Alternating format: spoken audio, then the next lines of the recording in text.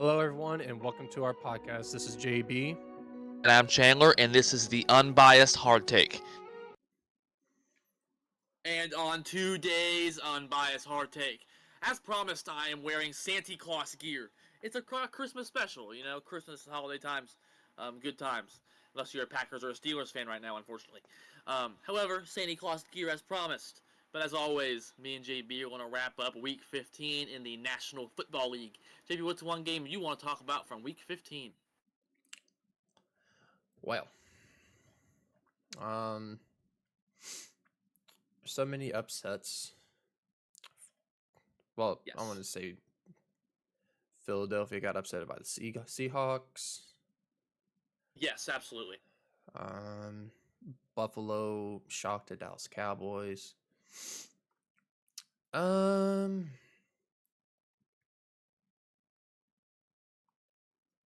don't know, really. I mean, there's so many.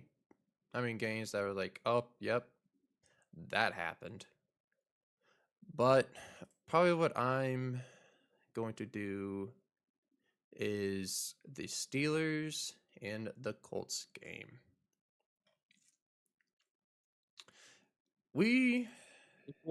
It's all you, buddy. It's all you.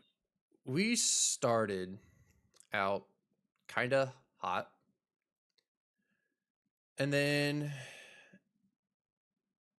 it's like, I feel like the beginning of the second quarter that's when it is just fell.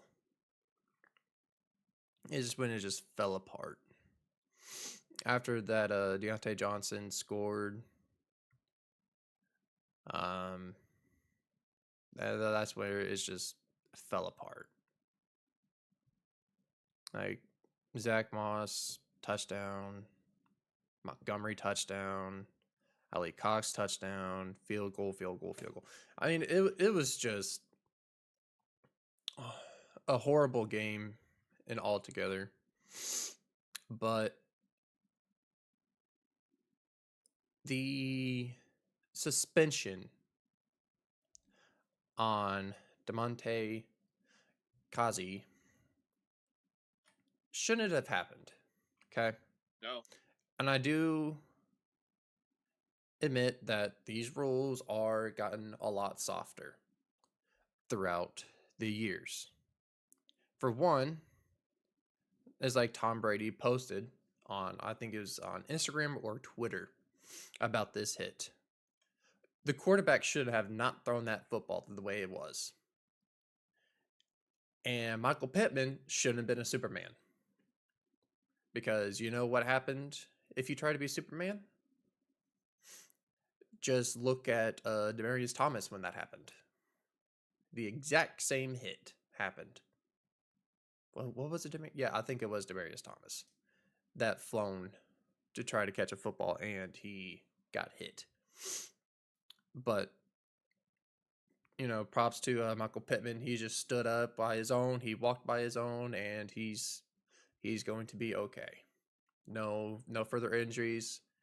But the other thing that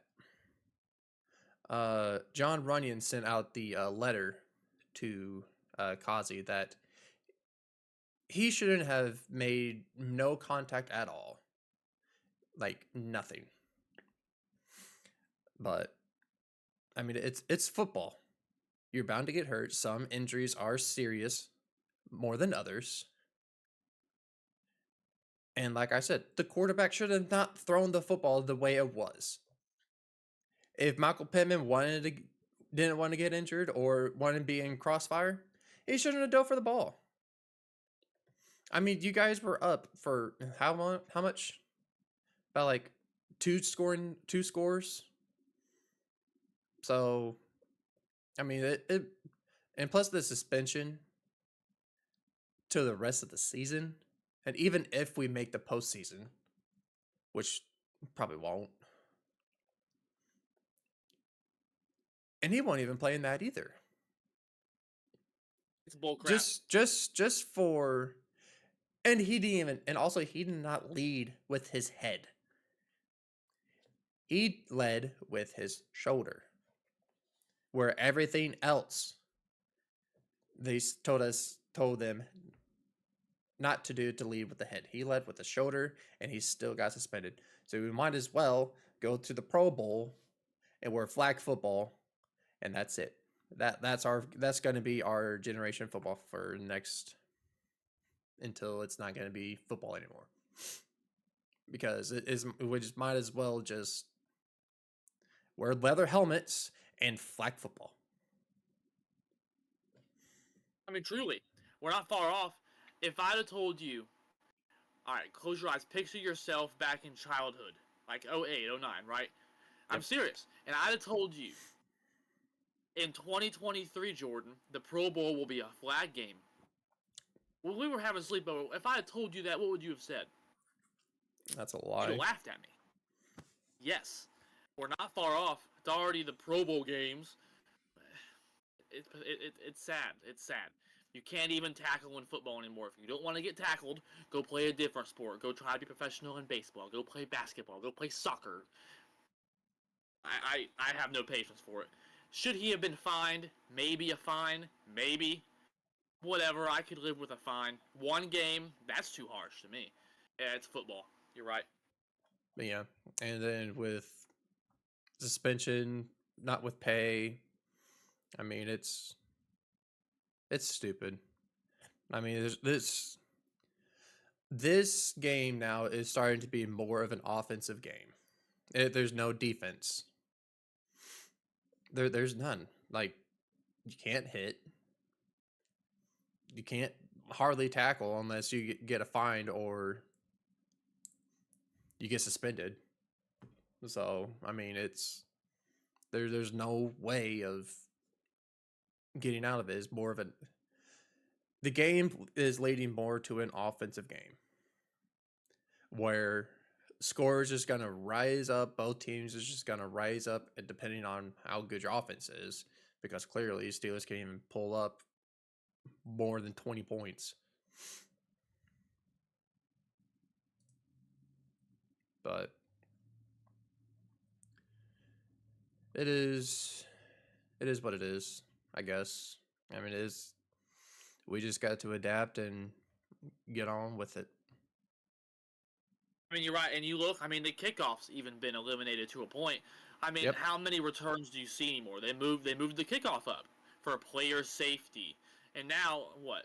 90%. I don't have the actual stats, but it seems like 90% of kickoffs are just automatic touchbacks. Mm-hmm. You don't have the exciting. I hate Devin Hester because he caused the Packers much pain, but I mean, Devin Hester, he was fun to watch. I hate the guy. Josh Cribbs was another one. Dante Hall was a good punt returner at one point in his career too. So I mean, you're taking excitement away from the game in that. And Dion's was amazing at it too. So it's kind of sad, really. It's all offense anymore. Yeah, and now fair catching on during kickoffs, you can be in the 20-yard line and get like start at the 25-yard line if you fair catch it. I mean, it is what it is. It's sad. However, speaking of things not sad, the game I'm going to talk about is last week. Me and you were not super high on Houston. No one was. Houston Texans won. They came back. They didn't even start Davis Mills. They pulled a surpriser and started Case Keenum, who was part of the Monday night Manning cast last night, which was kind of interesting. I watched that. It was kind of cool. So you look, Case Keenum, man, he kept their playoffs hopes alive. The Texans currently right now are sitting outside the playoff picture, but they're tied at 8-6 with the Bengals and Colts. The Texans still play the Colts one more time. So the Texans control their own destiny. They win the rest of their games they're in. Mm-hmm. This is a big week for Houston. DeMeco Ryans, if the Texans have a winning record, I say if they get into 9 games, make the playoffs or not, DeMeco Ryans could very well, in my opinion, be Coach of the Year. You could argue Sean McVay's done a good job, Dable in New York, until they lost recently.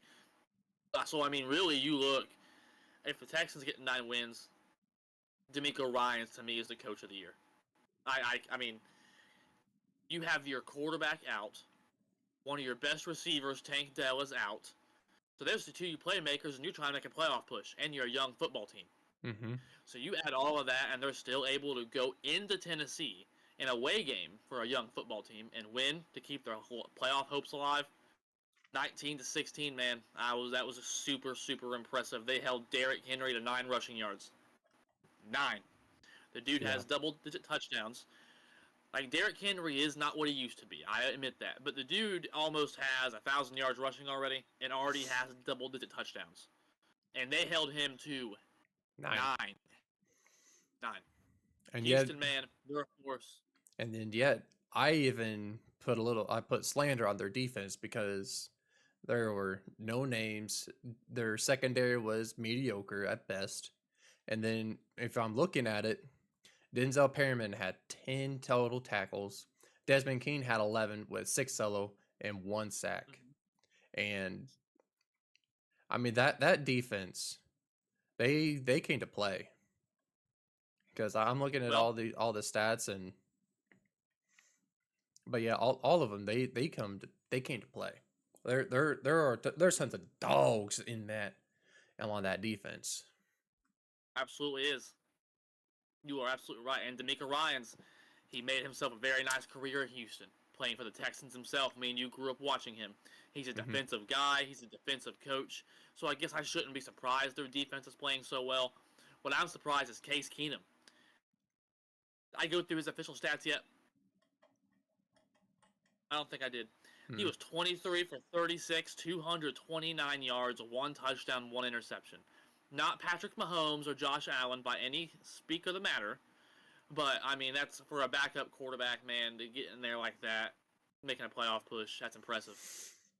I like Houston, man. I hope they make the playoffs. They deserve it. Yep.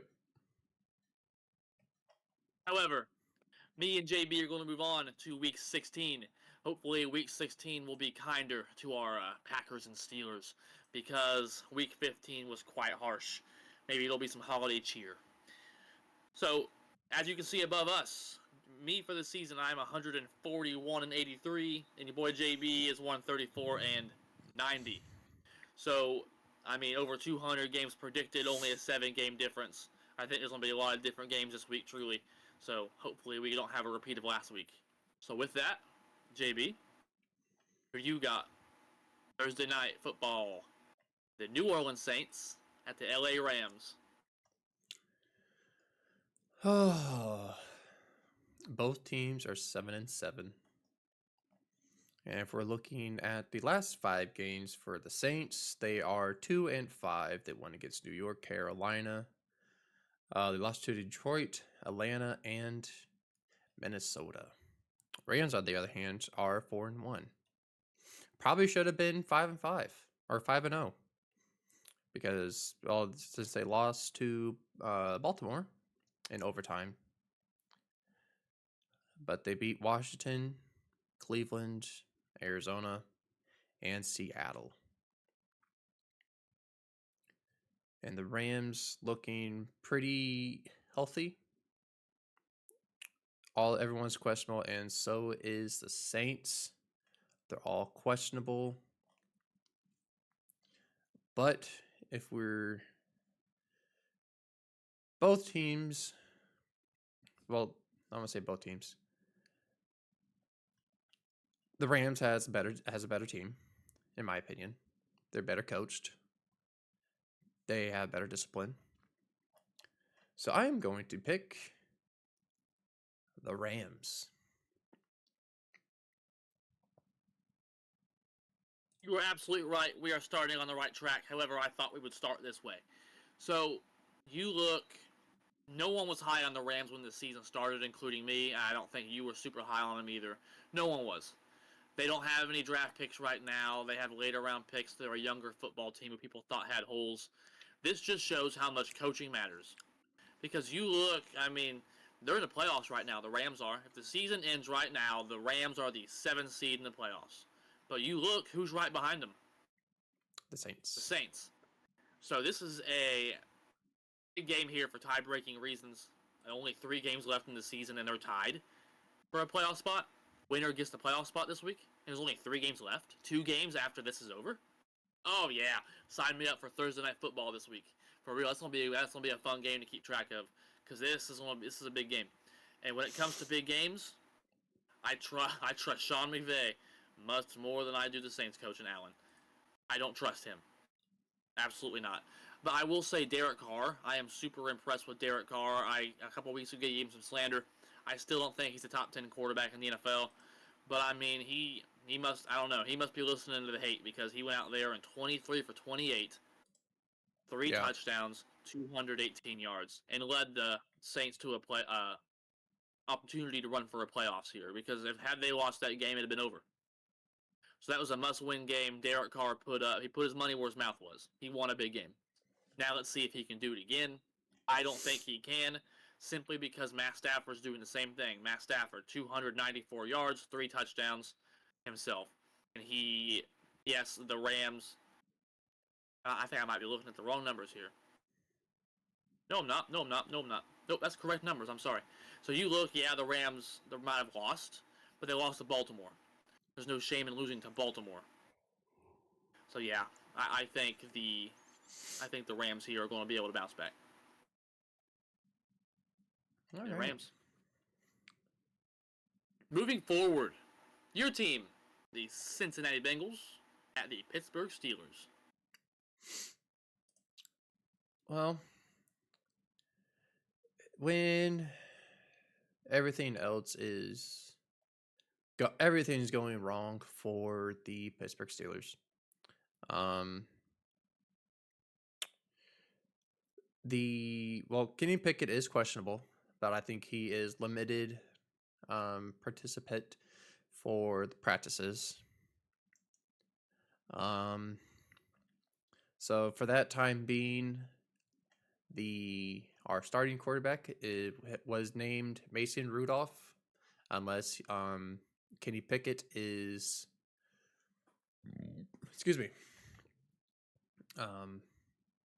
is eligible. If Kenny Pickett is not eligible, then it is going down to Mason Rudolph. This is his first start in 2 seasons. So yeah, it's still gonna be a bumpy road for the Pittsburgh Steelers. Me and my Pittsburgh Steelers. Yeah, I really don't have much to say. The Bengals right now, they're kind of hitting the holes or hitting the spots where they need to be hit. Jake Browning is that dog. He has that Joe Burrow mentality after he beat the Minnesota Vikings. I don't know if you've seen that clip where he threw down his helmet and he said they should have never cut me. And he found the reason why. Because he went out and destroyed them. He went 29 for 42, 324 yards, 2 touchdowns, and 1 interception. And he led that offense down and during the overtime. So yeah, Cincinnati is a rough team to beat right now, and we all thought that Jake Browning was not going to be that guy. I thought he was not going to be that guy, but clearly I was wrong.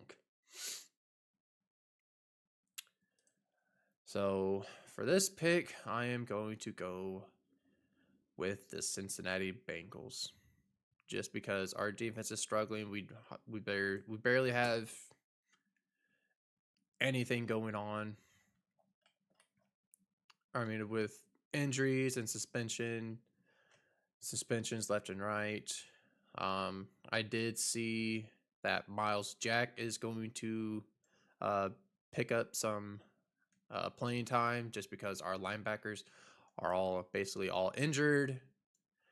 And I forgot who was the other one that is going to see plays, but he is a safety. So yeah. So basically, yeah. Everyone is injured. Oh, and also Cameron Hayward is on concussion protocol. And Minka, once again, he is on the injury list for his knee. and he is already ruled out for the Saturday game. Yeah, and it's if you look at our list, injury list, it's not looking good. So yeah, give me Cincinnati. Man, that was depressing as hell listening to you say all that. But I think you're right. I think Cincinnati is surprising people. If the season ends today, Cincinnati's currently a playoff team right now. With Jake freaking Browning, they're the 6th seed. They're 8-6, tied with the Colts, Texans, Bills as well. So you look. This is a must-win game for Pittsburgh. This is really a must-win game for Cincinnati because I think Buffalo's on fire right now. I think Houston looks really good right now. And I think, of course, Indianapolis is looking really good right now. So I think this is a must-win game for both teams. But I trust Cincinnati because, yes, both teams have backups right now. But Zach Taylor's an offensive coach. I love defensive coaches. I don't think Mike Tomlin should be fired. I really don't. I don't. He's never had a losing record. He's won a Super Bowl. Yes, things need to change. There's some things need to change. I think he should be on a warm seat. The Rooney should probably be kind of looking at him like, hey, this is Pittsburgh. 9-7, 8-7-1. Whatever, did they go that one year? Or something like that. All these little mediocre records aren't good enough in Pittsburgh. We're a championship caliber franchise. Mm-hmm. We expect championships. And he hasn't been living up to that. But at the same time, he's not crapping the bed either. So No. I think, but when you look at Zach Taylor, quite the opposite. He has a backup quarterback as well, and they're doing just fine. Like you said, Jay Browning's stats speak for themselves. The Bengals are looking really, really good right now. So with that, I have no reason to pick Pittsburgh right now. Cincinnati's playing really, really good football. Jamar Chase has been ruled out for Week 16 and possibly could miss more time. The Bengals announced, so that's not good. I think this will actually be a close game, but give me Cincy.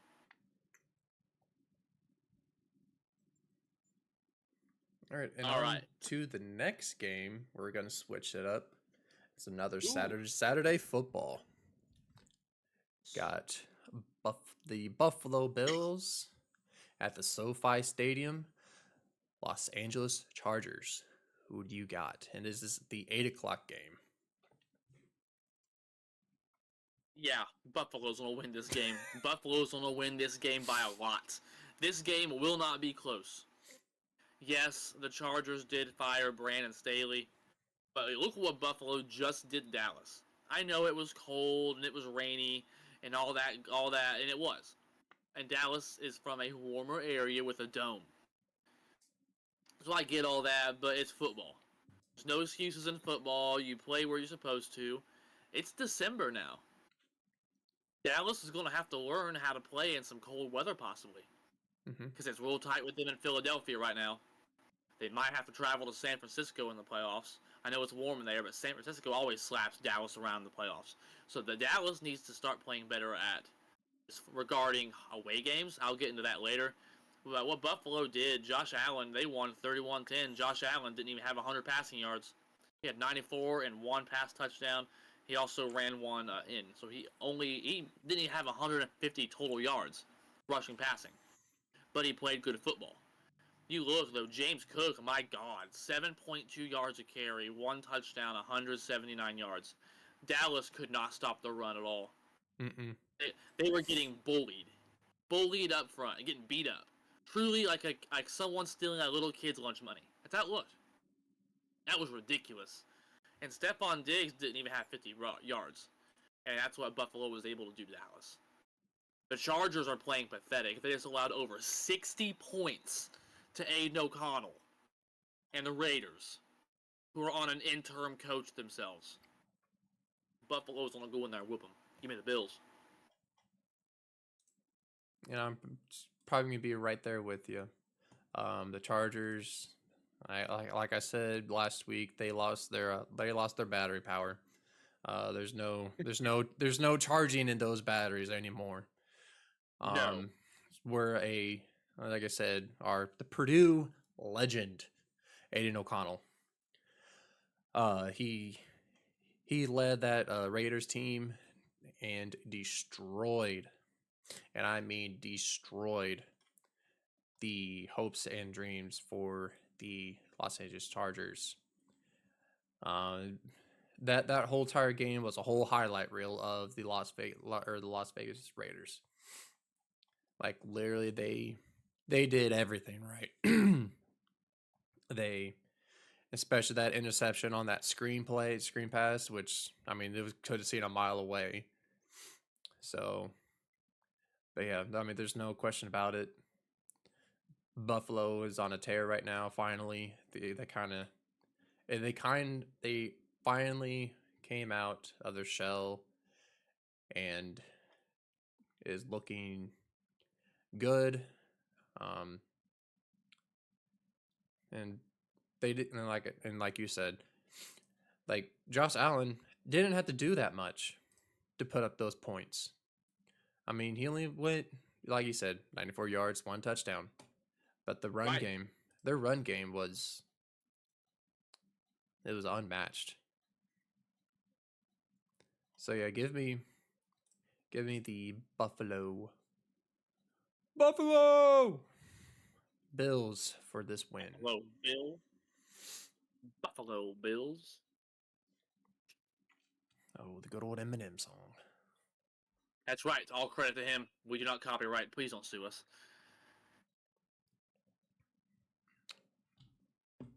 All right, on to the next game. I was going to say, that was not scripted at all. We did that on the fly. Nope. There was a 1 o'clock game in the Indianapolis Colts at the Atlanta Falcons. This is the Mercedes-Benz Stadium. Both in Very a nice dome. looking. Very nice looking. Very nice looking dome. But do you know what's not nice looking? What? Their football team.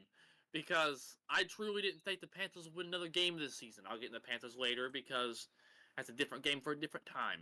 But you look what the Falcons, they lost to the one win Panthers, who are abysmal. Mm-hmm.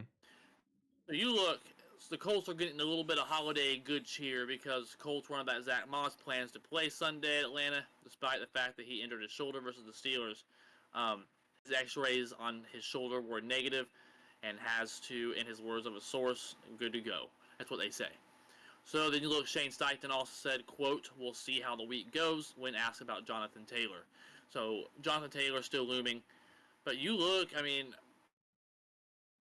not the nail on Pittsburgh here, we've already done that, but Sermon went for 88 yards. So I don't know if just Pittsburgh's defense played that poorly, or if the Colts really have three really good efficient running backs. Either way, even if they don't, like I said, Zach Moss is going to play. Gardner Minshew, 215 yards, 3 touchdowns against the Steelers. And now they get to play an Atlanta team who only put up 7 points and lost to the Panthers. The Falcons had a chance to play themselves into the playoffs, and now they're 6-8 outside the playoff picture. And Desmond Ridder had 152 yards, 1 touchdown, 1 interception against the lowly 2-12 Panthers. Atlanta's done. Indianapolis is fighting for their playoff chance. Give me the Colts. And I do agree with you. The Atlanta Falcons, they're right now they're in shambles, especially when you only put 7 points up to the Carolina Panthers.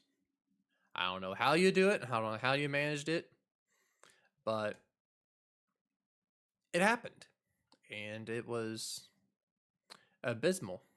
It was a horrible way to look at it. It was an ugly game for both sides. But I mean, Bryce Young brought him to the field goal ranges and got it. I mean, did what he's supposed to do. But yeah, Desmond Ridder, he's not your guy. Nope. I mean, it's sad to say, but yeah, Desmond Ridder is not your guy.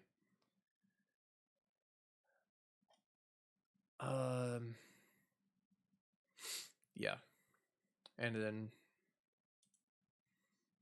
Yeah, there's really not much to say about it. Um, Atlanta's done for the rest of the season. I don't think they're. It feels what it looks like that they're not even going to win any more games.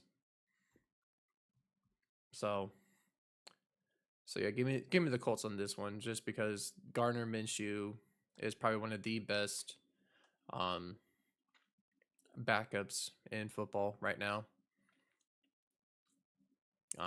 Because he destroyed our secondary with 215 yards, 3 touchdowns, even though he led one of his receivers to a season, maybe career-ending injury.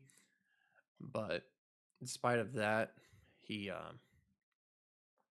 he's probably one of the best backups in the game right now. So give me the Colts. You are absolutely right, my friend.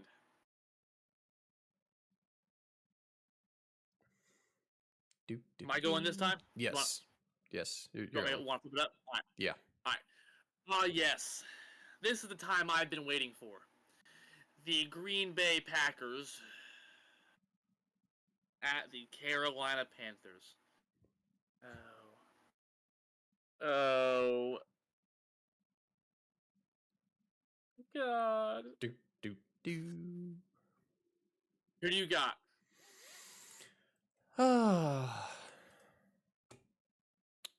Well, since they got. Well, since you guys lost to the Tampa Bay Buccaneers, you lost to Tom Brady 2.0. Baker Mayfield basically destroyed your guys' defense. Baker Mayfield, out of all people, he went 22 for 28, 381 yards, and 4 touchdowns. And you slander his name. He had a rating of 158.3, 78 yards, and he looked like Tom Brady out there. Man, did. And Mike Evans, he didn't even get over 100 yards. He had 57. Chris Godwin, out of all people, really never showed up this season. And soon enough, he did. He sure did. So, yeah. I mean,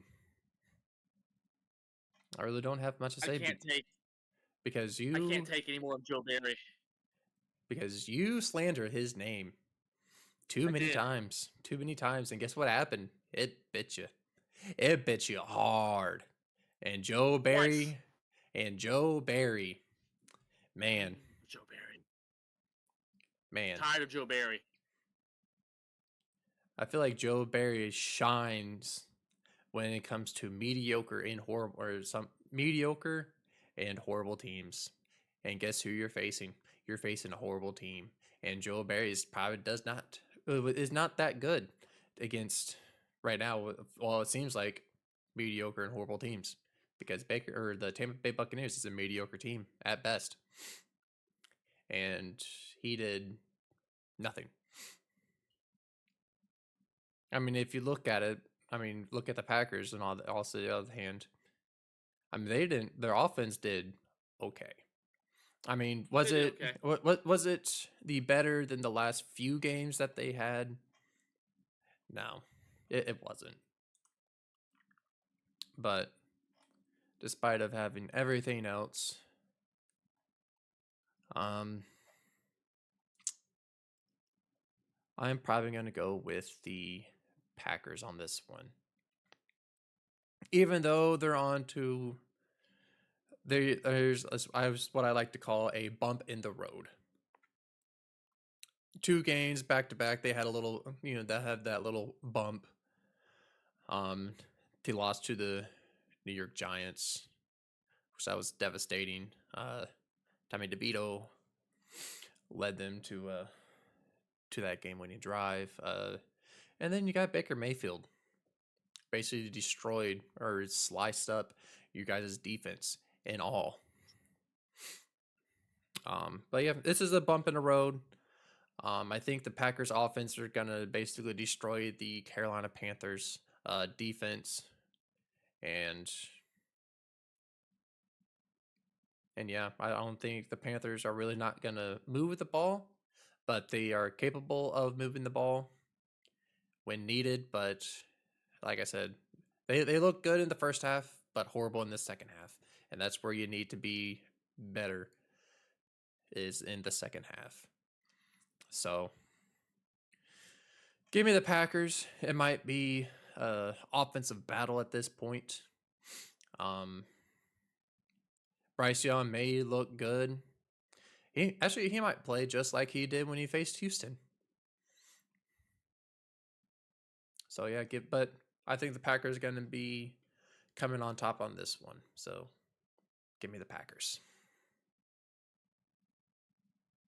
I'm picking the Packers too, and not because I think right now the defense is definitely not playing good football. Joe Barry should have been fired, and Matt LaFleur did not fire him. Instead, doubling down like a moron when asked at his press conference in Green Bay, is Joe Barry going to be your defensive coordinator for the rest of the season? His response was, quote, "Yeah, that's the plan." And he said that he's going to focus and kind of coach with the defense a little more this week and be more present during their game plan.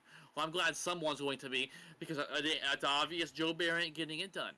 And I'm going to go on a rant. I went on my short take a little bit. I am tired of Green Bay wasting first round and second round draft capital on the defense and it not panning out. Jair Alexander, who deleted all things Packer social media, is a top corner when he plays.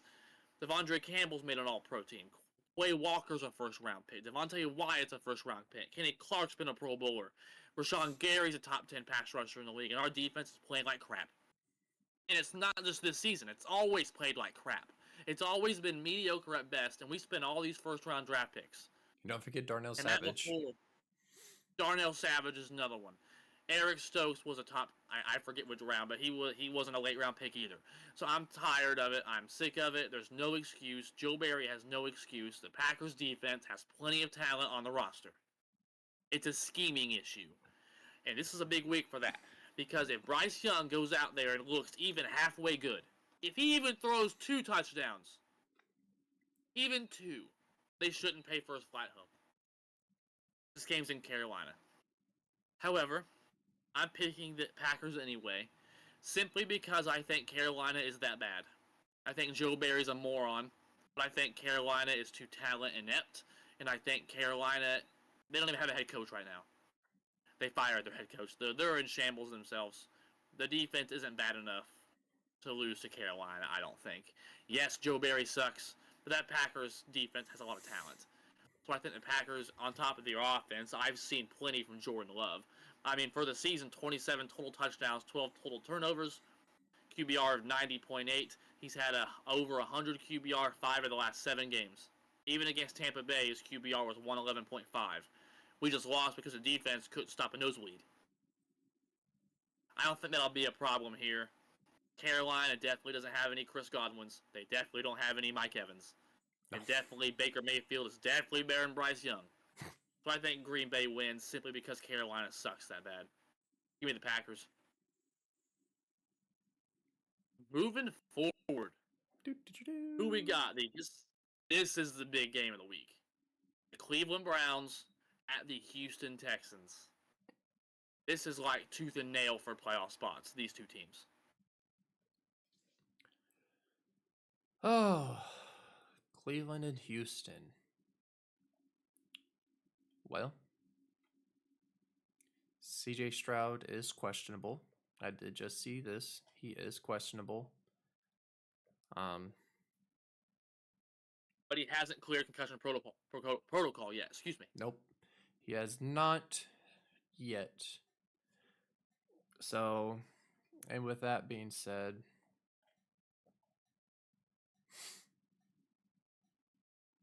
also that news was 3 days ago. He's been ruled out for Sunday, but that was for the Titans game. So,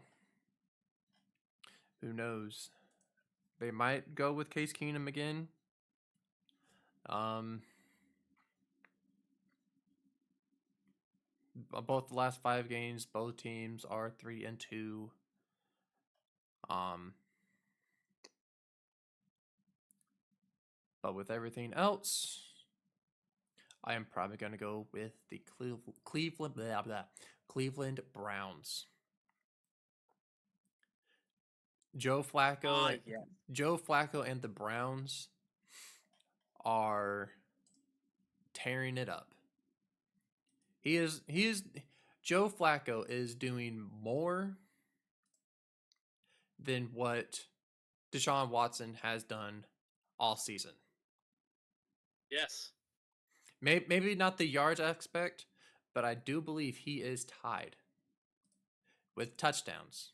Yes, Deshaun Watson has 7 touchdowns this season and 4 interceptions, where Joe Flacco is tied for the 7 touchdowns, but he has 1 more interception. But his yards, on the other hand, is a little low. But it doesn't matter because Joe Flacco is better than Deshaun Watson, and that is hard. I don't think that is not hard to say anymore because of how much money Deshaun Watson has got, and he's playing like Bryce Young. I mean, he's almost the exact same numbers as what Bryce Young is. And yes, everyone say, "Well, he's injured." It's like, no, he's always been injured. He's always been something. And especially with the last game he played, he looked horrible. So I don't give me that. Deshaun Watson is a mediocre quarterback now. Yes, through his Houston Texans times, he was an elite quarterback on a horrible team. Just think if he would have stayed a Houston Texan, he probably would have been probably a little bit better. He probably still would have been elite. But money drived him, and those massage therapists kind of ruined it for him. There we go. There's that. I don't think that those jokes are never going to come to an end. Nope. But Joe Flacco is the better quarterback. I think the Browns should keep Joe Flacco and get rid of Deshaun Watson. But that is not that is not going to happen because I mean, if you look at the numbers, like literally look at the numbers. How much wins has Joe Flacco gave the Browns? And look how many wins Deshaun Watson had. Look how many times Deshaun Watson was in and out of games.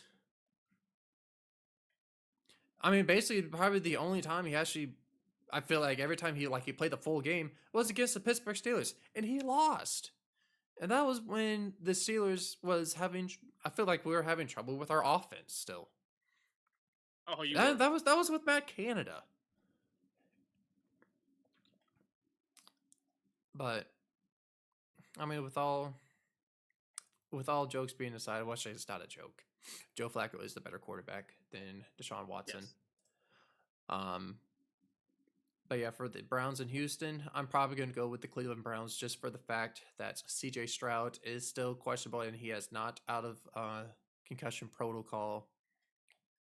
But yeah, give me the Cleveland Browns. It's happened. For the first time in a few weeks, we have a different game. Because I have Houston here. Initially, I went back and forth. This was the last game I predicted. It was hard for me to decide. Because, like you said, C.J. Stroud, I mean, here you want a little bit of an update on him. It's still kind of murky with him. He still has not clear concussion protocol, like we said. And Coach D'Amico Ryan said, we'll see how he progresses throughout the week. That's a quote from D'Amico Ryan. So kind of up in the air still. I assume Case Keenum would start if Stroud couldn't play. And even if that does happen and Stroud doesn't play, I think Houston's still gonna win this game.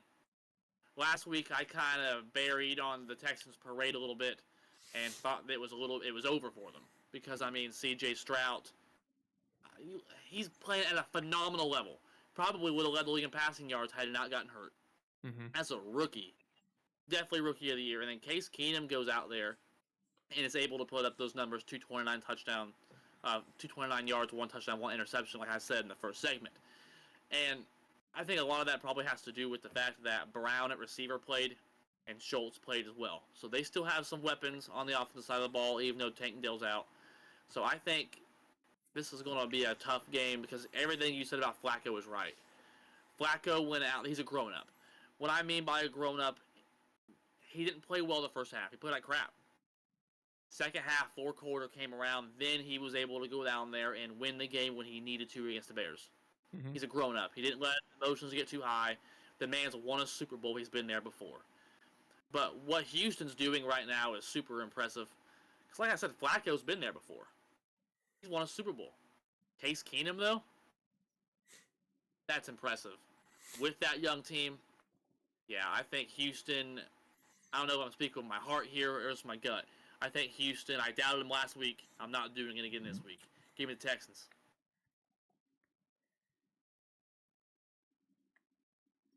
All right. An NFC North matchup. The Detroit Lions at the Minnesota Vikings.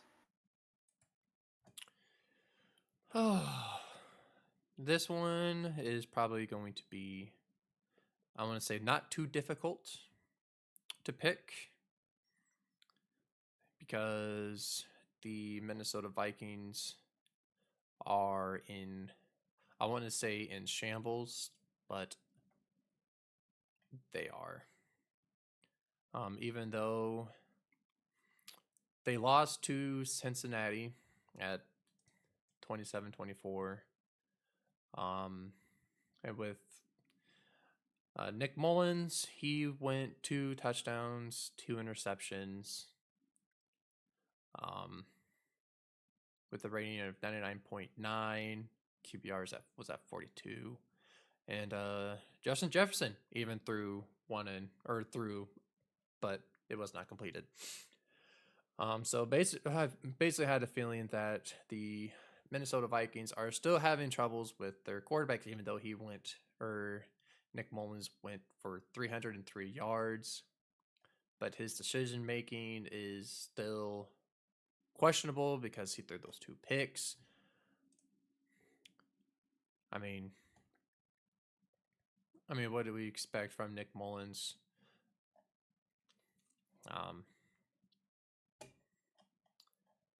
But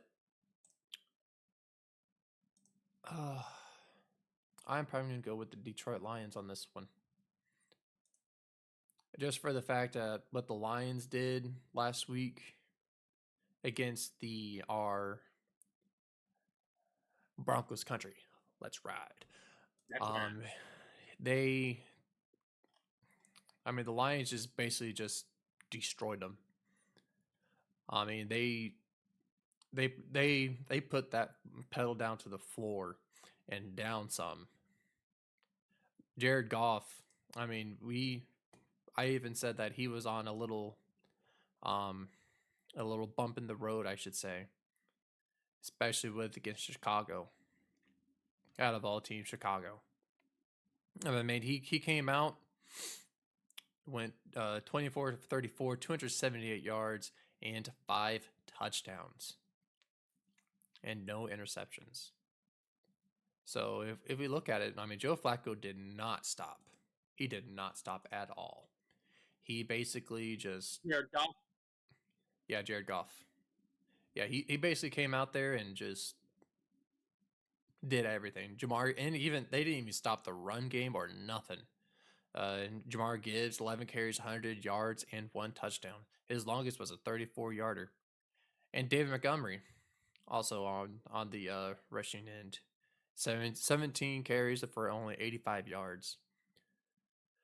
So and then on the receiving side, Amar St. Brown, 7 catches for 112 yards and 1 touchdown.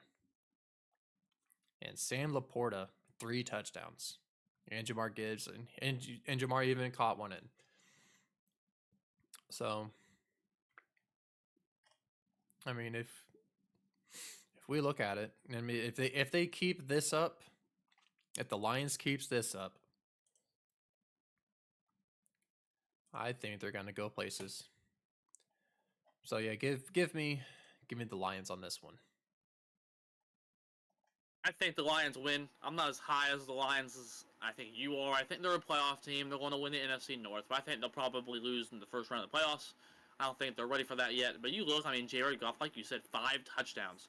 Jared Goff is on my fantasy team because Justin Herbert was my fantasy quarterback, as that has been well tracked all season.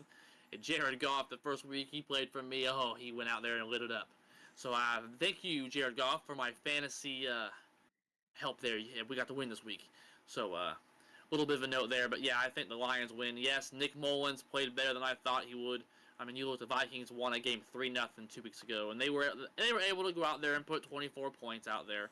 Mullins over 300 passing yards, but I mean, they have some of the best weapons in football. Addison had 111 yards, 2 touchdowns. Jefferson had 84, like you said, and then Hawkinson 63 yards on 6 catches.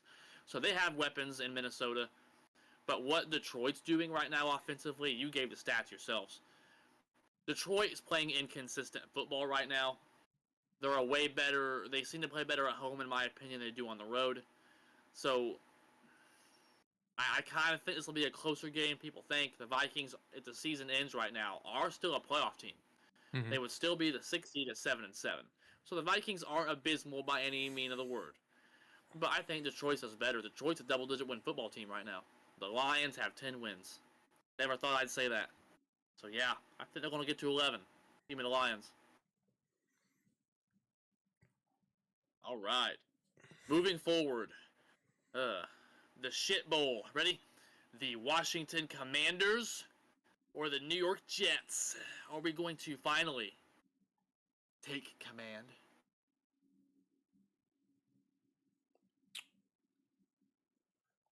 Oh man. So when I'm looking at the injury report, Brian Robinson, everyone is questionable on the Commander side, and same thing with the Jets, except for Aaron Rodgers, of course. But Zach Wilson, he is questionable. Let's see, well, they said it's. See, Coach Robert indicated Monday that if Wilson is able to clear the NFL's concussion protocol ahead of Sunday's game against the Commanders, he'll remain the Jets' starting quarterback. So, but if he doesn't, I think it's either Brett Ripon or Trevor Simeon, whatever. But oh man, this is going to be a tough game. Honestly, the Commanders are 4-10. New York Jets 5-9.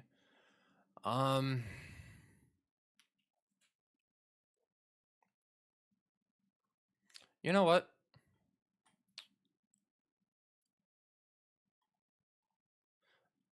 I'm gonna go with my gut here.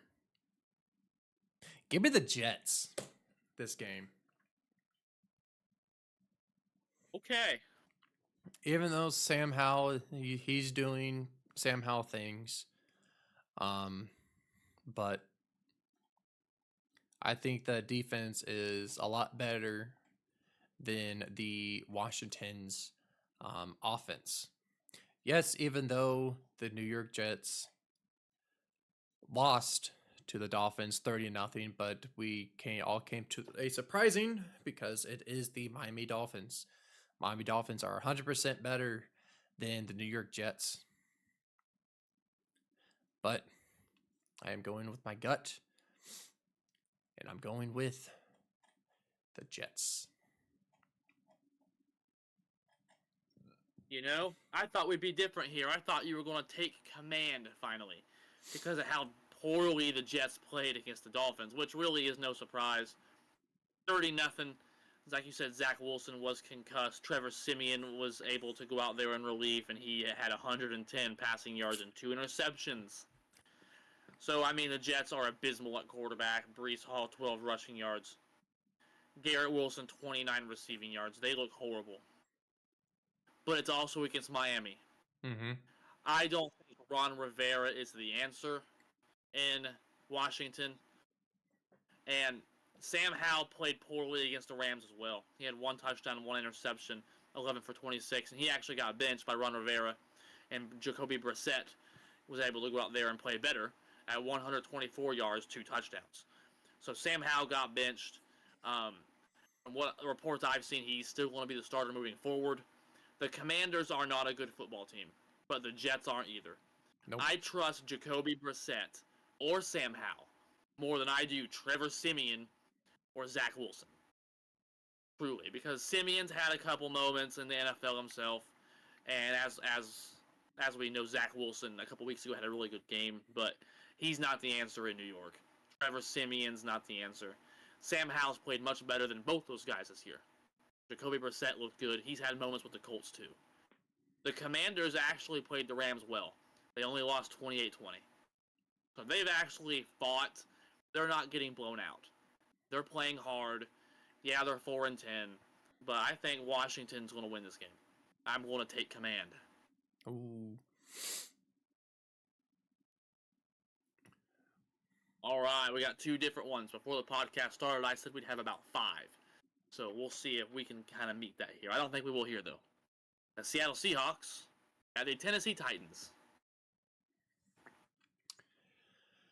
Oh, well, the way that Seahawks had a surprising win over the Philadelphia Eagles, and the Titans lost to the Houston Texans in overtime.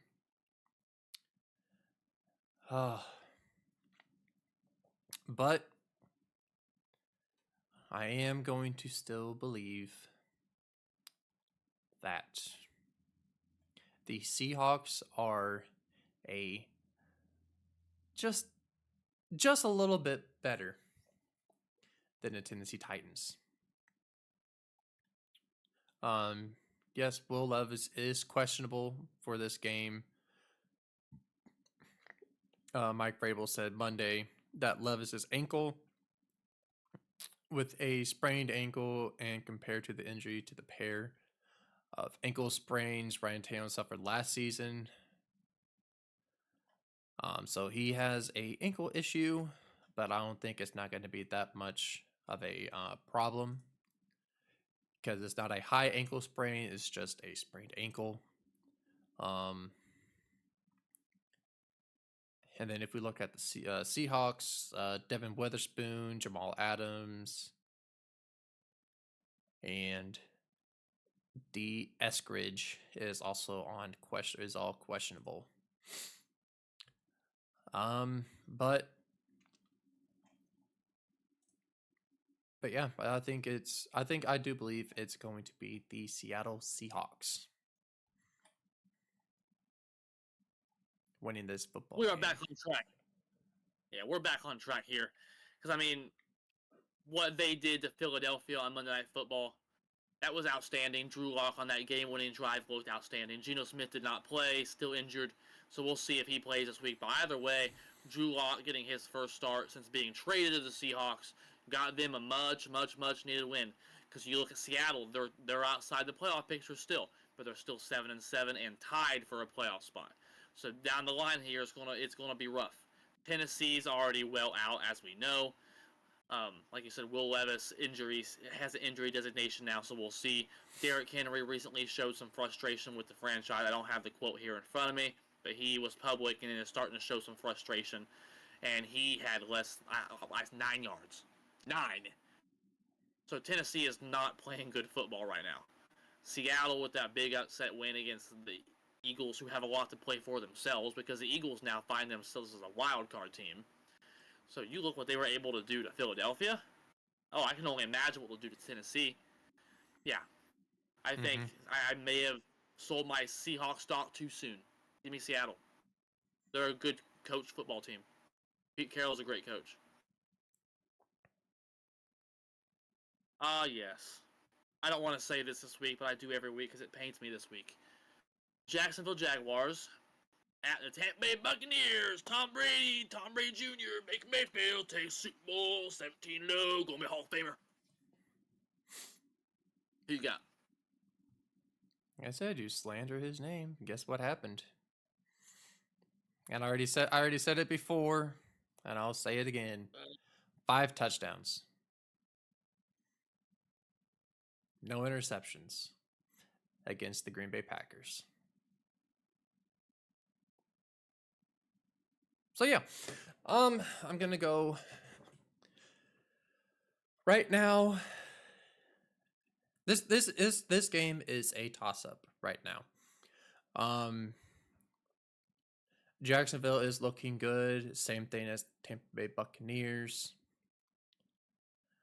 But Jacksonville is on a bigger speed bump than what the Tampa Bay Buccaneers has been. Because Buccaneers is on a 3-0 win streak right now. Jacksonville, on the other hand, is on a 3-game losing streak right now. If we look at it, I mean, there's really not much to say. I mean, Trevor Lawrence is questionable. It's ankle. Once again, but he did play through it. But I mean, it wasn't enough for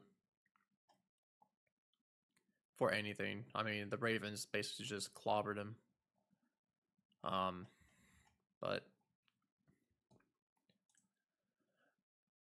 But I do believe I'm going to go with the Tampa Bay Buccaneers.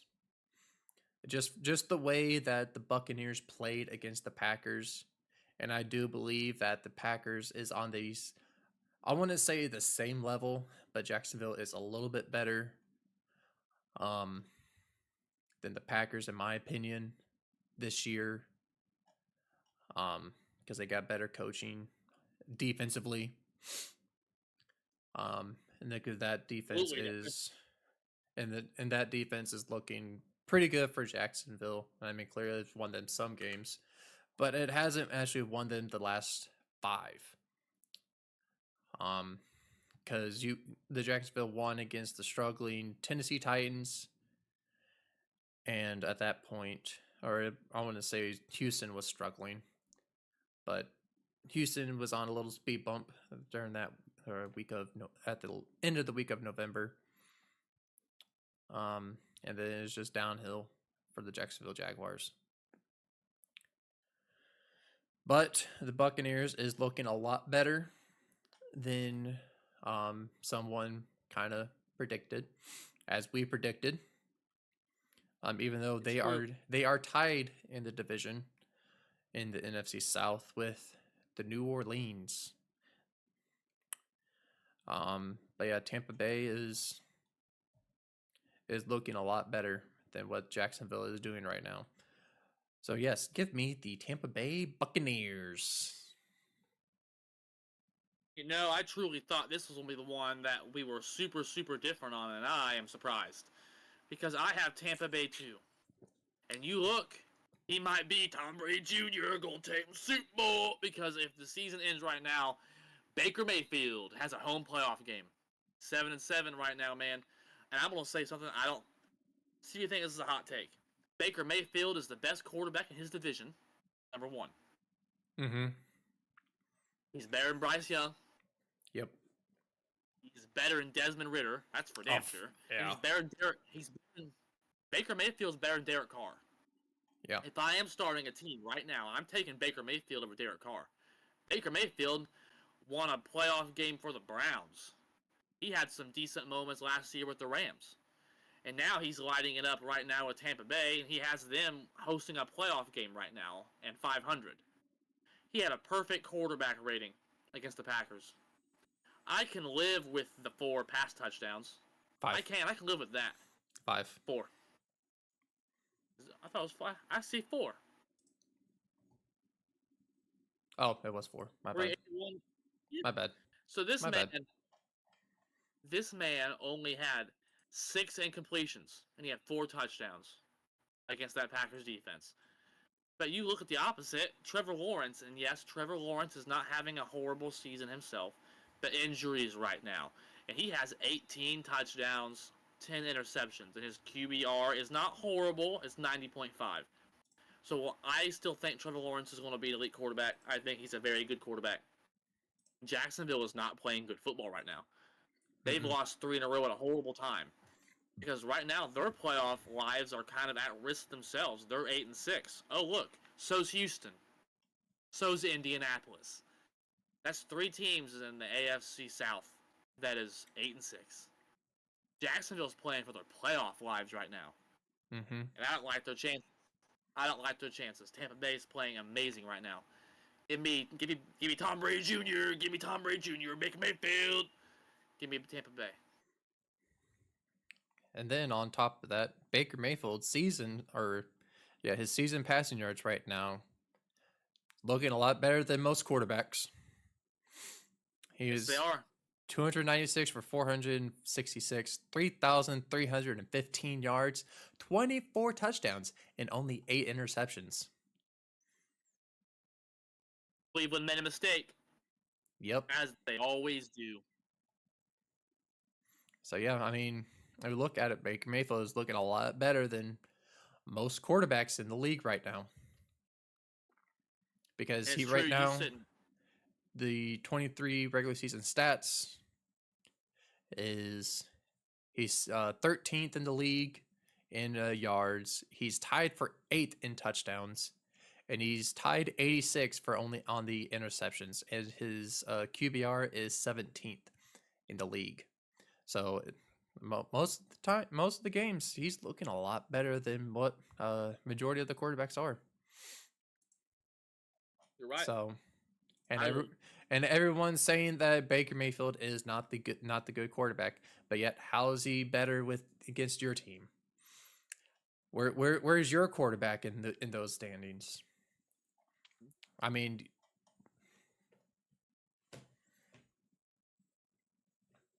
it's true. I may have spoken prematurely on Baker Mayfield. I will admit on that. I was wrong about Baker Mayfield. We'll see he does in crunch time, though. It's playoff push time. We'll see. But if he makes the playoffs, I absolutely will agree. He's done it before with the Browns. He has. And beat the Steelers in the process. Yep. In the playoffs. Yep. So, I mean, that speaks for itself.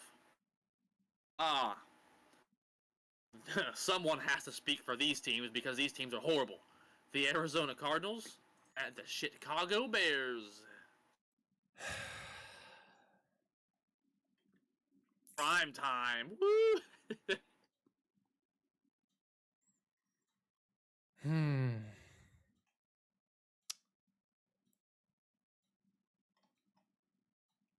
I really don't want to pick neither. But I have to.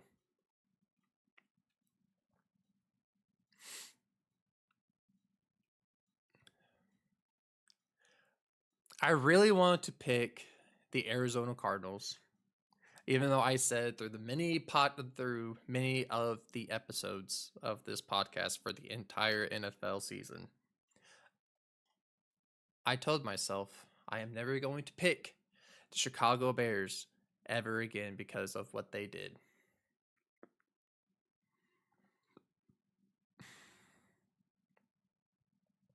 But I'm going to do it. I'm going to take my word. I'm going to take my word back, and I'm going to pick the Chicago Bears on this game.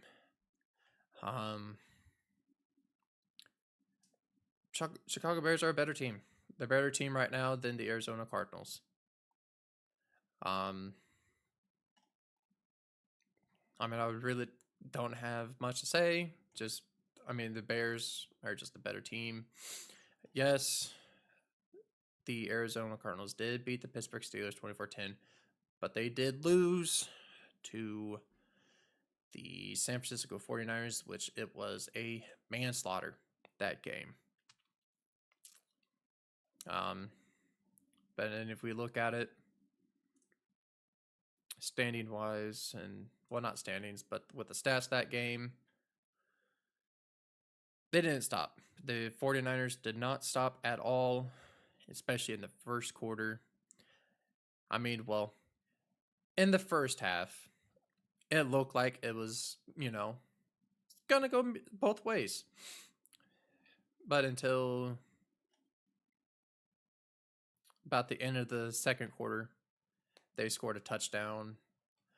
School went up 21-13, and then it went downhill from there. And yes, they made field goals left and right here and a touchdown. But yeah, with 49ers did not stop. They basically just outplayed the Arizona Cardinals left and right. So, but I don't believe the Bears are going to do it. But I'm going to go with the Chicago Bears, sadly. You know, I hate picking the Bears because they are the worst organization in pro football. But this is not going to be one of those fun games to watch, if you know what I mean. Chicago, if you look, I mean, last week people were kind of rumbling a little bit. Hey, they're kind of in the playoff picture here a little bit. They had to win out, and that did not happen because did you watch the Bears highlights? I did. That Hail Mary at the end, that was almost caught by the Bears. And then it bounced right out of his hand and right into the Browns player's hand for the interception. That is the most Chicago Bears thing I have ever seen. Justin Fields, 2 interceptions. He is not that guy. 166 yards. But you look, I mean, the Bears are playing at least respectable football. They kept it close against Cleveland. They kind of dug themselves back into the playoff picture for a short period of time. That's kind of ended now, thank God, because the Bears do not deserve to be in the playoffs. Ugh, that's disgusting. So you look, Arizona, I'll give them a little bit of credit. They did put up 29 points on the Niners. So that's saying a little something, but their defense couldn't stop a nosebleed. Mm-hmm. I think Chicago is playing better football than Arizona is right now. Chicago, take last week out, those last 3 games, Chicago's played better. They've played decent football, so give me the Bears. Oh, dropping my microphone. Good God. All right. And I mean, well, Who do we got? I'm gonna say with this though, Uh-huh. Justin Fields has been okay if his receivers knew how to catch a football. I don't know which receiver it was that muff or bobbled the football, but it was right on his hands. It was probably one of the best throws that Justin Fields has ever thrown. And that would have been a touchdown if he would have caught it. But it didn't. I don't know who it was. I think it was Mooney. Correct me if I'm wrong, people. No, I think it was Robert Tonyan. I think it was him. I can't recall. Let I us know can't down recall below who's right. either, but I think it was Robert Tonyan. He basically just muffled the bag on that one. But yeah, I'm still probably going to pick the Bears on this game. You're right. Now, I watched that Bears game, Cleveland game live. I think it was Mooney. JB saying it's Tanya. Let us know down below. Who was it? Who was it? Let us know. So, moving forward here. Who we got? This is the game of the week. The Dallas Cowboys at the Miami Dolphins. Well,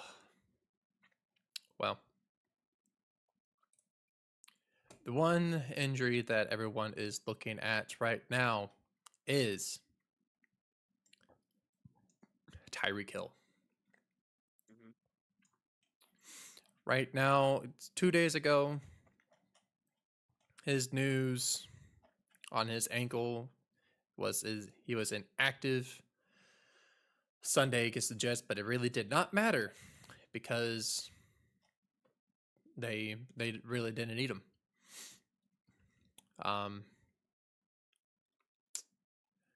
But with everything being said, he is still questionable for this game. I do believe he will play in this game.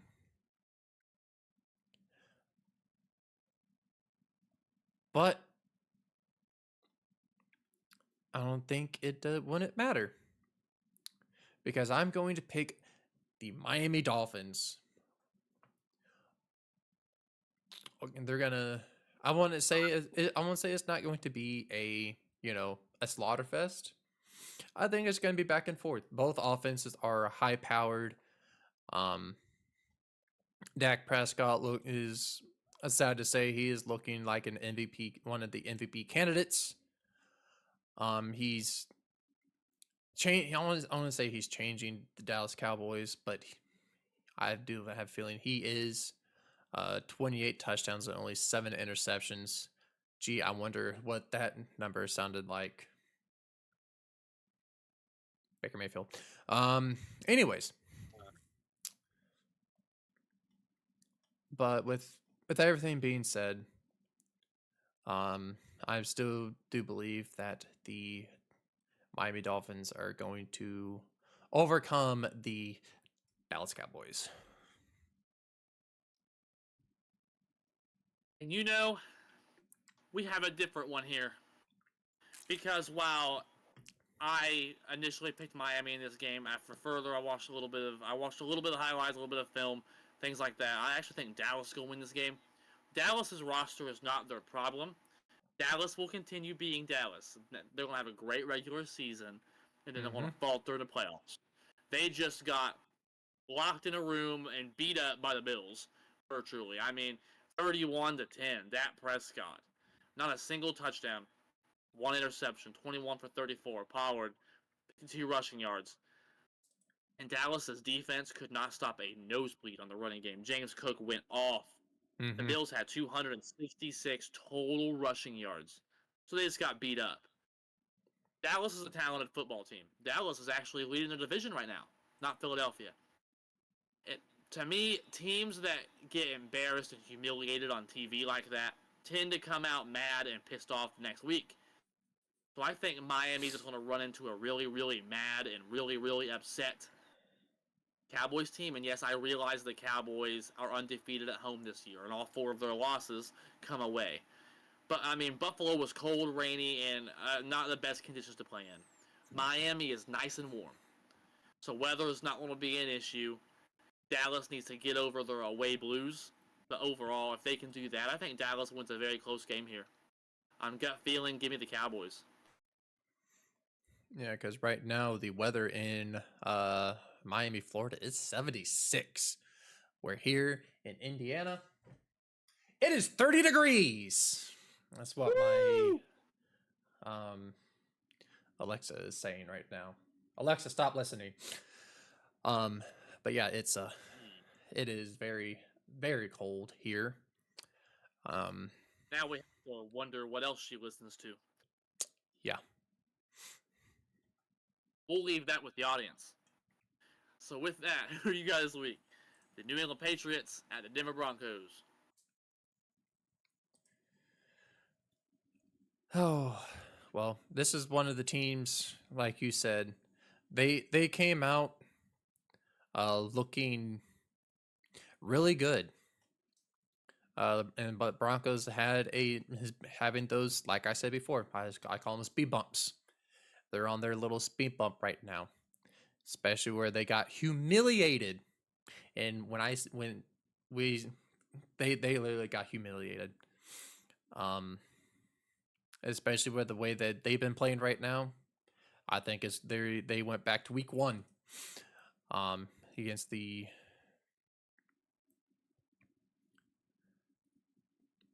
Or at the beginning of the week, my fault. But yeah, they got humiliated against the Lions, 42-17. But I do believe this is one of the teams also that now they actually found their rhythm. They found their the way to play football properly. They know how. They found a way to win the games. They found the way to discipline themselves, and it was at a right time in the season to discipline themselves and actually win football games. Patriots, on the other hand, they're looking like a big giant dumpster fire. Um, and I'll still say it. They they're looking horrible. The only game they actually looked good on was against the Pittsburgh Steelers, and that I was not surprised to me. Um, but yeah, the Broncos are looking a lot better than the New England Patriots. So I'm gonna go with the Denver Broncos. You were absolutely right. I said Denver was playoff bound. I might have jumped the gun a little bit and got too excited. Uh, Shameful me. I had a bad week with the Broncos last week. But you look, I do think there's still a chance. They're 7-7. They're a game out of the wild card right now. But you look at their ending of their schedule. It's New England, the Chargers, and the Raiders. So let's not act like those are hard teams. The Broncos lost to the Lions. That's no shameful thing to do. The Lions are a very good football team. They're a double-digit win football team. So no shame in losing to Detroit. What I'm concerned with is Sean Payton barking at Russell Wilson on the sideline. That looks a bit concerning. I've heard reports that relationship is not the best. It's kind of dicey at best. So I don't really like to see that on the sideline, especially a coach yelling at their team's leader like that and Russell Wilson. So I mean, because you look, Russell Wilson is playing decent football right now. The Patriots coming off of that loss to the Kansas City Chiefs. They played them decent. They lost 27-17. But I mean, I don't think anyone's going to get Zappy. No Zappy this week. So give me Denver. They have an easy schedule to end. Mm-hmm. Speaking of Kansas City, who you got? The Vegas Raiders or the Kansas City Chiefs? And we got 3 Monday games. This one is at 1:00. I don't like it.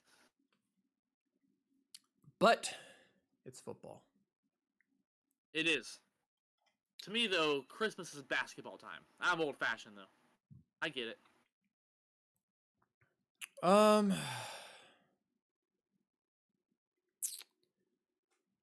Man, it's just the way that the Raiders played against the Chargers and Aiden O'Connell, the Purdue legend. 4 touchdowns. And Devontae Adams looked like his old self. 8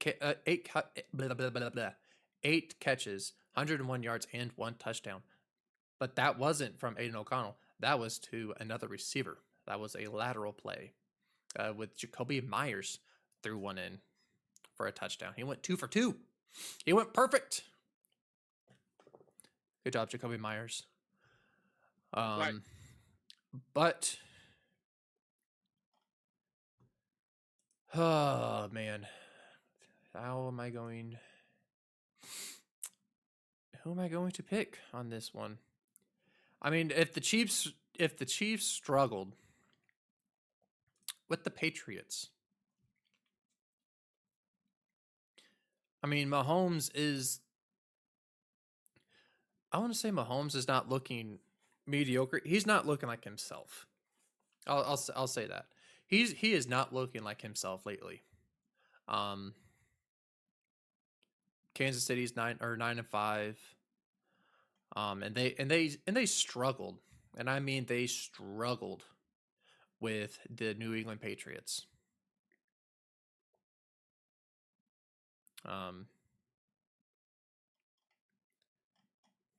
Yeah, I mean Patrick Mahomes, 2 touchdowns, 2 interceptions, 27-37, 305 yards. I mean, everyone's saying that does not look like they're struggling. But their defense is struggling. I feel like their offense has been struggling. Um, but and it is at Arrowhead, so I'm going to pick the Chiefs. You're absolutely right. Yes, like you said, I hear you. Kansas City does not look like the Kansas City we're used to seeing. The difference is right now is they don't have Tyreek Hill no more. Nope. And people have now a whole season of film to see it. So you look, yeah, Travis Kelce's getting a little older, but he's still, I mean, him and Pat Mahomes are putting up at least Pro Bowl above average numbers. I mean, Travis Kelce is still on pace for a 1,000-yard season. Pat Mahomes himself still has a 93.2 QBR, 25 touchdowns, 13 interceptions, 3,703 passing yards. So he's still having a Pro Bowl pretty good season. But you look, they're winning games by their defense. They're grinding it out a little more. They're not putting up 40 anymore. They're not. They've hit that stage of dynasty, in my opinion. So Kansas City's going to win. They're going to get double digits, but it's going to be a more interesting playoffs. They're not going to be able to run people over. But, I mean, you look, I mean, it is the Raiders. Yes, the Raiders looked absolutely outstanding against the Chargers. That was against the Chargers when they had to give up on Brandon Staley. That was Brandon Staley's last game, and you could tell because they gave up 63 points. O'Connell, yeah, 4 touchdowns, 248 yards, but the Chargers had given up at that point on Brandon Staley. I think anyone who was playing the Chargers that night would have won. That's how badly they had given up on Staley. So give me. Probably not the I think Steelers. Carolina. I think they would have. No, Truly, because I think they had just given up. I feel like we've given up, honestly. But I mean, there's reports out there that you have. So, but yeah, give me Kansas City. Ah, yes, the second Christmas game. Who do you got? The New York Football Giants at the Philadelphia Eagles. Well, the last 5 games, the New York Giants are 3-2. The Eagles, on the other hand, are 2-3. The Eagles are on a 3-game losing streak. Oh man. And this is at the Philadelphia Eagles. I don't think the New York Giants is not that type of team to actually beat a high caliber offense and defense as the Philadelphia Eagles. Yes, Jalen Hurts has not been looking good these past 3 games, in my opinion. Jalen Hurts was 17 for 31, 143 yards, and 2 interceptions against the Seattle Seahawks. But he did rush 2 in. So he was on the board for that. 2 rushing touchdowns and 2 interceptions total. But passing wise, he's been struggling, especially against the Dallas Cowboys. 18 for 27, 197 yards, no touchdowns. And then we're looking at the San Francisco 49ers game. Jalen Hurts, 26 for 45, 298, and only 1 touchdown, and rushed 1 in. But yeah, it's not. Right now they are tied with the Dallas Cowboys. Excuse me, but yeah, Dak Prescott has not been looking good for these past 3 games. And then I don't want to say the Giants are not looking good or not looking good either. Probably the first time in a while, Tommy DeVito did not score or have anything touchdown wise. Well, they didn't even score a touchdown. They only did was field goals. Tommy DeVito, 20 for 34, 177 yards. And Derek Carr looking like his old self when he was a Raider, 22 for 28, 218 yards, and 3 touchdowns. Looking like his old self. Probably has been looking like that in a while. But I'm going to go with the Philadelphia Eagles. I do believe that Jalen Hurts is actually going to come out of his slump and actually probably make better choices, better than his last 3 games that he has played. So yeah, give me the Philadelphia Eagles. You are absolutely right, my friend. And yes, they're on a 3-game losing streak, and people are starting to kind of worry about Philadelphia.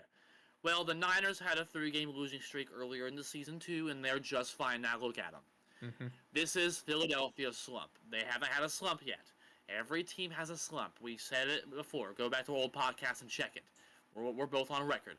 Eagles are having their slump. And let's look to see who the Eagles have lost to.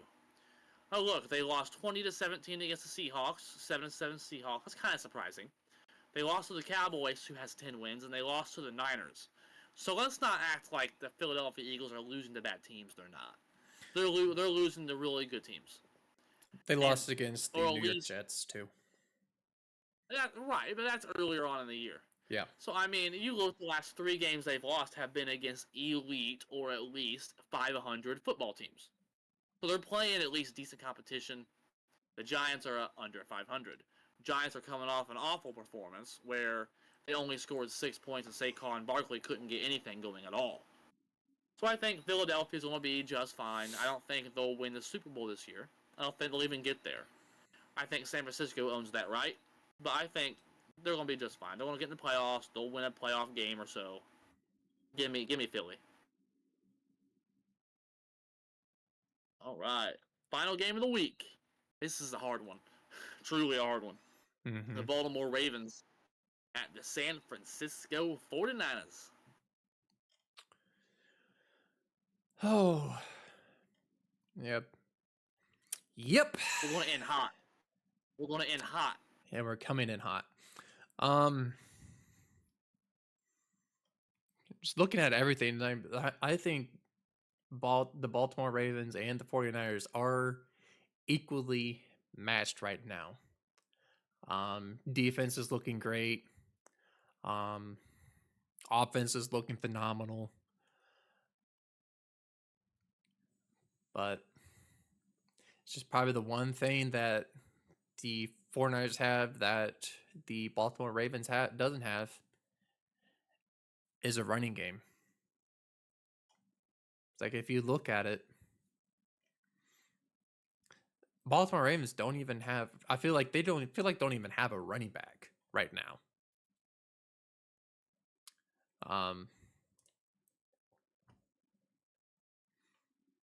Because if we look at it, it's most of the time it's Lamar is doing the running.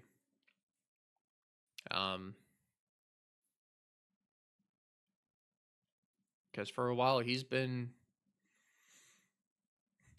carrying that load, or carrying both loads actually, passing and rushing for quite a while. But both, like I said, both teams are elite defense wise. I feel like they are equally matched right now. The Baltimore Ravens are the number 1 team in the AFC right now. There's no other team is 11-3 or yeah. So Miami Dolphins are up there. They are 10-4. It's probably the only 2 teams that has a double-digit winning record right now. And when you look on the NFC, it's a lot easier because Dallas and Eagles, that's always been a rivalry for the top seed. And then you got the Detroit Lions having a 50-50 chance in that division. And then you got 49ers is probably one of, I want to say one of the worst divisions. But they are 11-3. But man, this one is.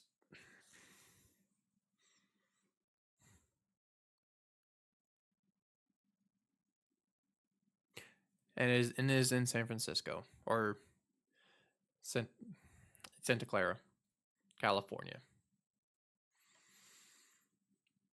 Man, this one is a tough one.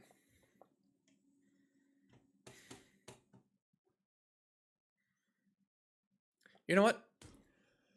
Give me 49ers. Boom. I said it. Give me 49ers. You know, we're on the same page, and I think this could be either way.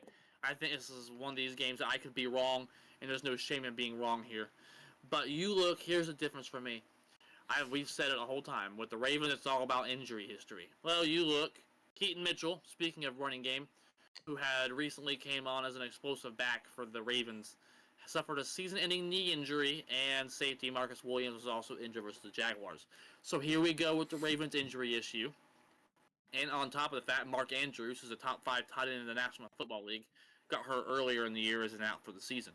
So here we go, late stretch injuries with the Ravens. Disappointing. So hopefully there's no more. They can probably survive this, but I hope they don't get any more because it's starting to get concerning again. San Francisco, on the other hand, is healthier than a horse. And you look, Tyreek Hill, had he played last week, probably would be MVP. But you look, because of his injury now, Christian McCaffrey has to be the league MVP this year. He has 20 total touchdowns, 13 rushing, 7 receiving. 20 touchdowns, and there's 3 games left. And the man has 20. And he has 1,292 rushing yards and 509 receiving yards. So he's damn near at 2,000 yards total and 20 touchdowns with 3 games left in the season. And he can block. He's the league MVP. If it's a quarterback this year, I am going to have. Listen, I'll spaz out. I will spaz out if that can't happen. If it's not now, when will someone else win a MVP award that's not a quarterback? It's now or never. Mm-hmm. So with that, give me the Niners. I went on my MVP rant there a little bit. It's not a quarterback this year. It's not a quarterback's award. The NFL and the voters need to prove that. Finally. It's right in front of you on a platter. Make it happen. Yep. But yeah, and going back to the Baltimore Ravens injury problem, it has been a lot better. I mean, we are used to seeing 20 people on the injury list. Half of them are in the IR, and most of them are doubtful through the remainder of the season. Right now, I mean, yes, you have some people that's in the IR, Mark Andrews, Keaton Mitchell, and quite a few others. But right now,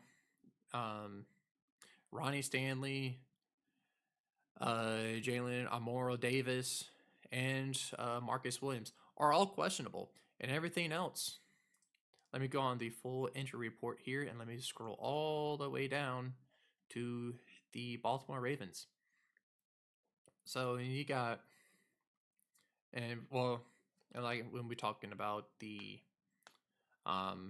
running game, J.K. Dobbins was on the injury reserve. So you got 1, 2, 3, 4, 5, 6 people that's on the injured reserve. Oh, 7 now is on the injured reserve. And he says, like, yes, that is a lot, especially with 2 people that's on the main people on your offense. But they've been getting it done. I mean, it's better than what some people have. You're right. It's Lamar, Zay Flowers, Odell, and that defense need to stay healthy. Yep. And for Odell's injury history, it's looking very long, and it's very scary. But yeah, and if we look at other teams, look at Carolina. Look at their injury list. They got 1, 2, 3, 4, 5, 6, 7, 8, 9, 10, 11, 12, 13 people that's on the IR right now. I mean, it's and that might be why they're at 2 wins. Yeah, and then we look at the Cleveland Browns. They got quite a bit. Dallas Cowboys, they got quite a bit. But yeah, I mean, it's the Baltimore Ravens are looking a lot healthier this year, and that is the They reason are. why they are 11-3 right now. And you are absolutely correct. And just think if J.K. Dobbins didn't get injured at the early of the year, so did Mark Andrews. Think about it. They probably would, honestly, they probably would undefeated right now. Be undefeated right now. Wow. If they all got, I know that is a hard take. It is. It is. But I don't think so. They're definitely a top team for the Super Bowl this year. Yep. But yeah, but I do give credit that Baltimore is a lot healthier this year within the last 2 or 3 years. Oh, absolutely. Of the man, excuse me. But yeah. You are correct. They're going to compete for a Super Bowl. Mm-hmm. Speaking of teams competing for championships, me and JB are going to move to our subtopic here, and we're going to talk Purdue Boilermaker basketball. The Boilermakers now again the number 1 team in the country after defeating previously number 1 Arizona with a score of 92-84. Purdue is now ranked number 1 in the country. Arizona drops to number 4 in the country. Purdue 10-1 on the season. What's your thoughts on this year's Purdue team? Do you still feel the same way, or do you think they actually have a legit chance? You've got 1 minute and go.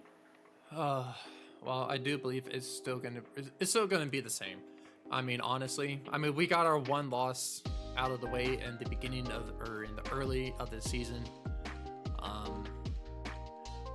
against to a team that's I don't even want to talk about that game. But I do believe we have a better team they had last year. But yes, this team knows how to move the ball and know how to score. Braden Smith with 26 points. Zach at 22 points, 9 rebounds, and 5 assists. And Fletcher with 27 points. So our 3 main guys is scoring nonstop. And they all 3 know how to score. But I do believe it's still going to be the exact same way as last year. Yes, we are undefeated in the Big Ten. Yes, we are undefeated in many other categories. But you know what? Look who's the head coach. He's gonna screw it up somehow. When it comes to playoffs or whatever you want to call it nowadays. March Madness. When March Madness comes, say bye-bye. It's gonna be done. It's over with. So we're gonna lose the first round again and everything. So it's gonna be the exact same way, just like last year. Yes, we're looking really good. We're looking good now. But when it comes to March Madness, we're gonna lose first round to a non-ranked school. So here I am again. Find myself believing in Purdue, and you're exactly right. They have the best talented team in the country. Braden Smith's a top point guard, especially in the Big Ten, in my opinion. Zach Edey's probably the best player in the nation. And yes, Matt Painter is an outstanding regular season coach. So, Purdue is the Dallas Cowboys of college basketball, and I am tired of it. I'm on record as saying that on a subtopic previously about Purdue. We'll have a great regular season. We might even win the Big Ten tournament. And then we'll get into the, like you said, March Madness, playoffs, whatever you want to call it, and then we'll choke it away first, second, or third round. That's what Purdue does. There's a reason the Hoosiers, and I hate the Indiana Hoosiers, are a more popular team in Indiana than the Purdue Boilermakers, because we choke when it matters most, and I'm tired of it. Matt Painter has a chance here to kind of rewrite that narrative. If it's not now, it's never, because this team is damn well good enough to win the whole thing. It is. We have a good enough team to win the whole thing. We do. Mm-hmm. There's no excuse. If he doesn't at least get the national championship this year, or even a Final Four. We've never been to a Final Four. We need to at least get to the Final Four. I want him gone. So I'm willing to say history always repeats itself. Until he proves me wrong, it's going to be the same thing. He has to prove me wrong because he's failed in the playoffs time. Matt Painter, time and time and time again, and I'm tired of it. Yep. It's time for a change if we can't do it now. I mean, last year we had probably one of we still last year we had a great team that could probably win it all. Yep. I mean, look at all the players that Purdue had last year, and look how they're doing in the NBA right now. So, we've had Caleb Swanigan, rest in peace. We've had Antoine Moore. We've had Chris Kramer, shout out. I mean, we've had plenty of players. Jaden Ivey. It hasn't been now Zach Edey, Braden Smith. We've had plenty of talent. I'm tired of losing. Yep. But that is all we have for today's Unbiased Hard Take Christmas special, my Santa Claus gear. JB, anything else you want to talk about? No, just other than just the fact that hope you guys have amazing holidays. But yeah, just like, comment, subscribe, like us on Facebook. Channel over here is doing a phenomenal job on the sports fact of the days. There's some of them that I don't even know about. So he's doing a fantastic job on the research and everything else. So yeah, just like, comment, subscribe, and get us out there. Love us or hate us, it doesn't matter. It's truth. You need to hear it. And I second everything JB has said. Merry Christmas to all. Hope y'all have a safe holiday. Be safe out there. Have a good Christmas. Hopefully Santa leaves y'all some good gifts. Maybe Santa will leave the Packers and the Steelers a good present. Or we'll receive Cole. We'll see next week. Again, Merry Christmas, everybody. To all a good night. Go, Pack, go. That's all we have today. See you later. Go Steelers. Go Purdue. And let's go Miami Heat. Flames up. See you.